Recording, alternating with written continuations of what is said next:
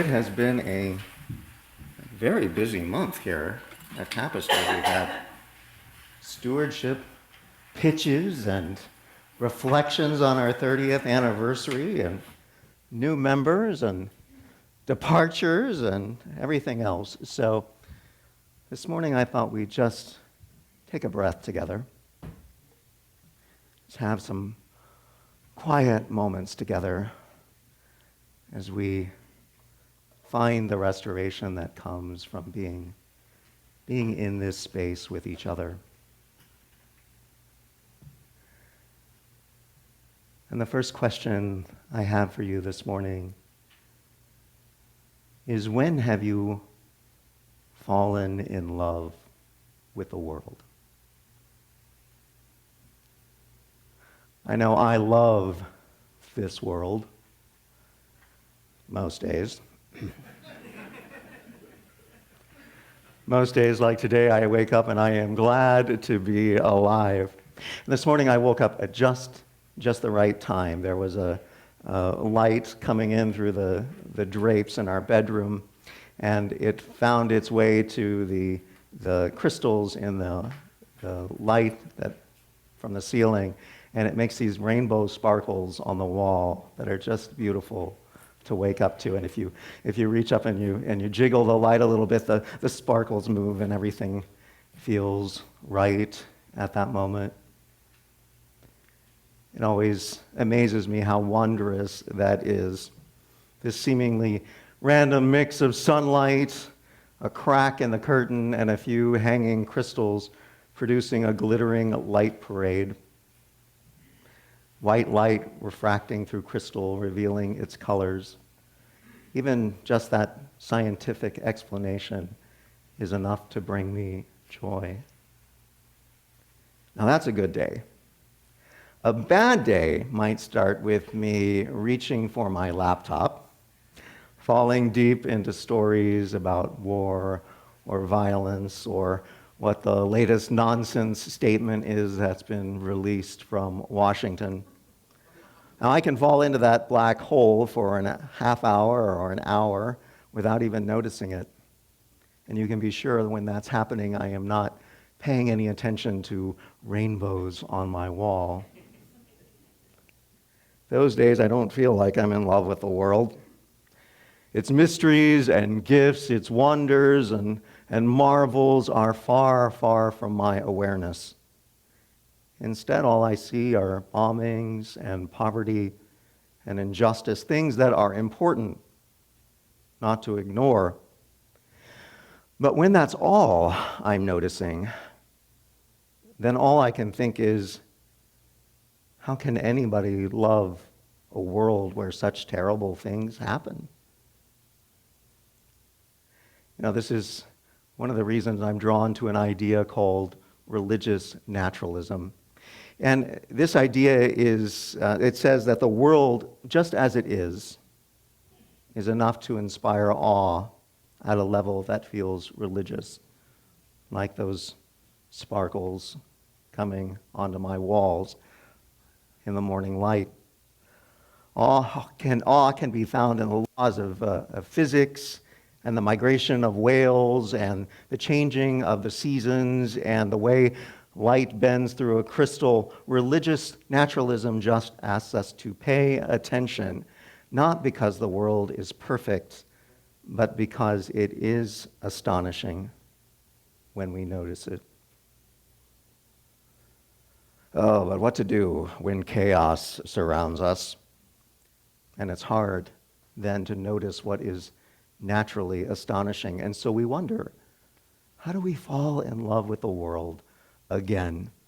And though that word is important, again, because I don't think any one of us would have made it to where we are in our lives if we hadn't fallen in love with the world a little bit somewhere along the way. It's just too hard to make it if you don't. But maybe it is hard to remember that feeling of falling in love. Can you remember? Can you go way back and remember when you fell in love with the world for the first time? What was it? for you. Some of my earliest memories are going to Florida with my family.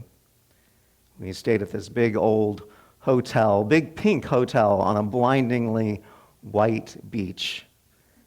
The sound of steel drums in the distance.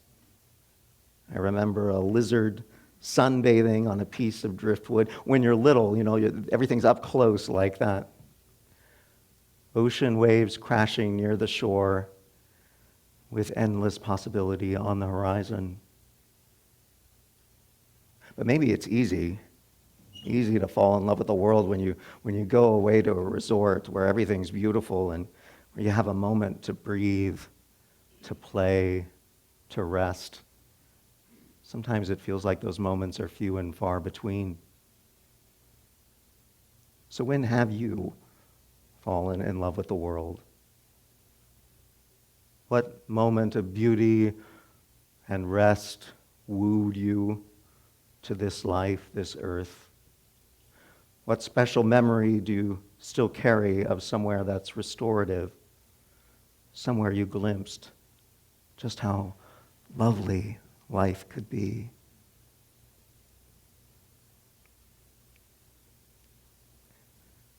I know one of my falling in love places was the neighborhood I grew up in, just this ideal neighborhood. This old couple who was always gardening and never seemed to mind the group of kids that would come and pepper them with questions. My dog running without a leash, these were different times, right? Out ahead of me. Kids in yards running through sprinklers on hot days. What a beautiful world it is when we can be neighborly, when we can have those kind of connections with one another. So when have you felt surrounded by community, neighborliness, part of a network of love and appreciation, humor, joy? Or maybe I fell in love again with the world when I met my friend Donald Harrison. We were in third grade. Donald was black, I was white. Donald wore sports jackets, and I barely knew a football from a basketball. I still don't, really. But we were fast friends. We ran all over the playground, making up games from our imaginations. We could spin around and be rocket ships and visit other planets. We could build worlds right there on the grass of that school playground. Now, Donald was from a different neighborhood than I was, the so-called wrong side of the tracks.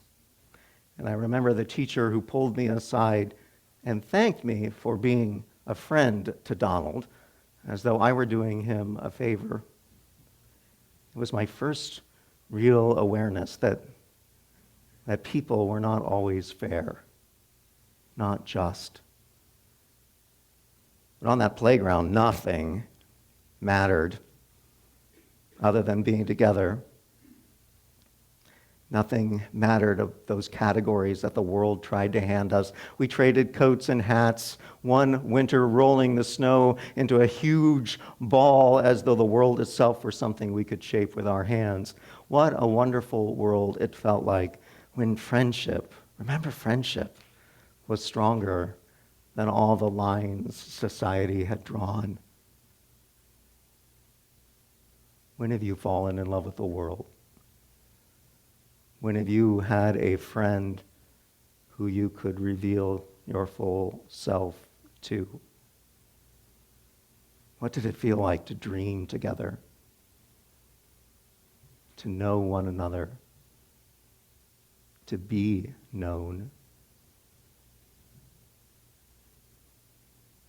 Maybe some of us here fell in love with the world one night in our teens in a parked car or a porch somewhere, talking for hours, every word feeling important, every silence feeling alive, time slipping away, and then maybe, just maybe, there was that first kiss And with it comes the realization that we are lovable, that another person can look at us and see someone worth choosing.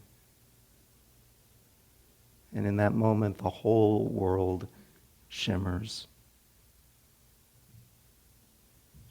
When have you fallen in love with the world? Who in your life taught you that you are indeed lovable? Maybe you're still feeling like you're still learning that.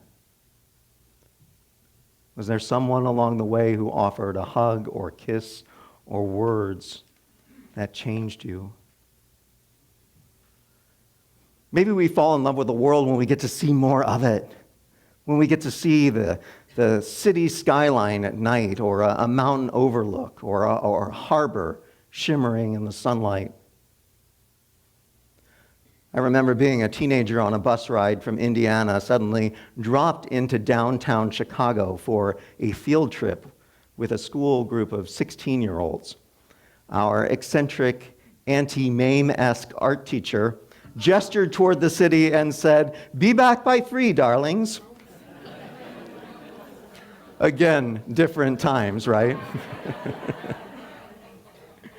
There we were, a bunch of teenagers loose in downtown Chicago, the whole day stretching ahead of us, surrounded by noise and skyscrapers and endless possibility. Seeing more of this strange and beautiful world invites us to discover parts of ourselves we didn't even know existed. For you, what place? A bustling city or some glorious scene in nature? What place gave you a glimpse of more possibilities for yourself? For who you could be, for who you could become?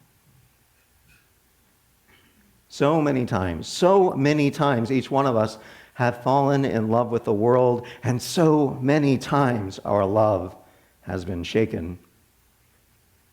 So many times we've heard and seen terrible things, injustices and inequities and violence and war. So many times we've lost something or someone we've loved. So many times we've wondered if humanity had any sense or moral compass. So many times we've worried that this earth is too vulnerable to endure our treatment of it. And at times we have despaired. We've felt hopeless. We felt alone, disconnected from one another and the world we share. And certainly at times in our very recent history, we've all probably felt those things. And now we find ourselves together on a Sunday morning asking that question, how do we fall back in love with the world? Now, there's no easy answer, of course. We don't have to work at it when we're young or joyous or open, or it just seems to happen in those moments. You know, we took a walk this past week in the spring air, and as we walked down the street in our neighborhood, suddenly there was this energetic puppy that came scampering toward us, just out of nowhere. And without even touching her, you know, she was one of those dogs you could, big paws, and you could see how soft the fur was without even touching it. And she was so jubilant, so unabashedly joyful. And she ran to us, jumped on us, so joyful, so trusting, so loving. That is a creature, I told Lawrence, that nothing bad has ever happened to. The puppy's apologetic owners came rushing over and took care of her, but I kept thinking about that, and I thought, what if we could be a little bit more like that sometimes? Have a little more trust in one another, despite the complexity of everything. Perhaps if we could do that and fall into letting go a little bit to really feel the beauty of this world, take it in, then perhaps when we do that, we really do fall back in love with the world again, like that puppy does so naturally. And I know it's hard to let go by ourselves. It's scary.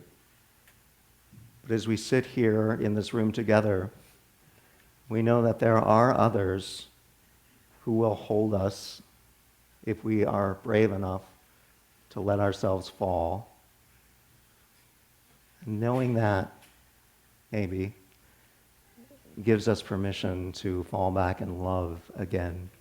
And maybe it'd feel a little bit like the first time, all over again. Not because the world is easy, not because it's even whole, but because it is still ours as human beings to love together. The world awaits our love. And I think it might be what saves it and us in the end.